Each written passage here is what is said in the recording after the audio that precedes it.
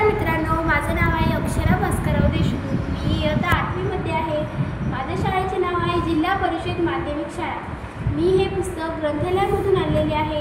या पुस्तकाचे नाव आहे संस्कार गोष्टी व या पुस्तकामध्ये छान अशा गोष्टी सांगितलेल्या आहेत व या पुस्तकाचे लेखक आहेत मना जोशी व हे पुस्तकामध्ये छान छान गोष्टी सांगितलेल्या आहेत। त्यापैकी मी तुम्हाला गोष्ट सांगणार आहे।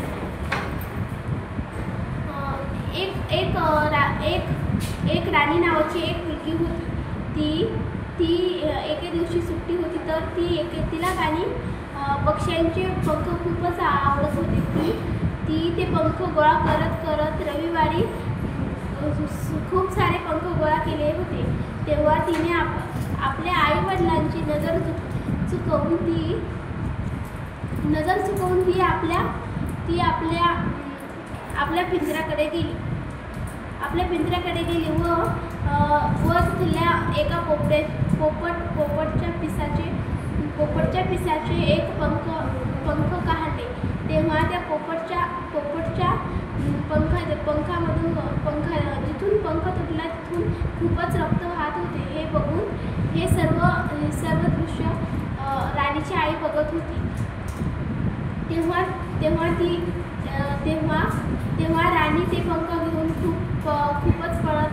राणीला माहीत नव्हते की आपली आई हे बघत आहे म्हणून, पण राणी तिथून निघाली। तेव्हा राणी आपल्या माडीवर जाता वेळेस तिच्या पायाला ठेस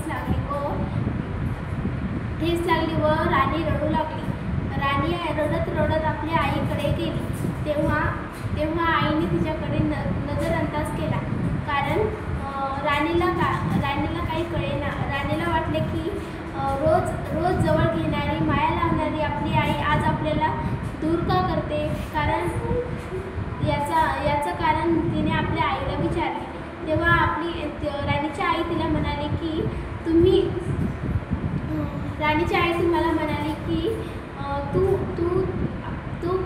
पोपटच्या पंख तुटले तर तिथून किती रक्त बाहेर येत होते। तुला तरी थोडंसंच लागलं, पण पंखाच्या मधून तिथून रक्त येत होते। तर त्या पोपटाला कोणी काही म्हणलं का? तो तर तुझ्याकडे रडत नाही आला, त्याला खूप वेदना झाल्या, पण तो काही म्हणलेला नाही। तेव्हा राणी आपल्या आईला सॉरी म्हणत होती, कारण राणीला हे कळाले होते की सर्व पक्ष्यांना प्रेम केले पाहिजे व सर्व पक्ष्यांना खूपच मायासुद्धा लावली पाहिजे व त्यांना पाणीसुद्धा प्यायला दिले पाहिजे व पक्ष्यांची काळजीसुद्धा घेतली पाहिजे व पक्ष्यांना लागले तर त्याची पट्टीसुद्धा केली पाहिजे। तर याच पुस्तकामधली एक दुसरी गोष्ट आहे ती तुम्हाला मी सांगणार आहे। मी तुम्हाला ही एक दुसरी गोष्ट सुद्धा सांगणार आहे।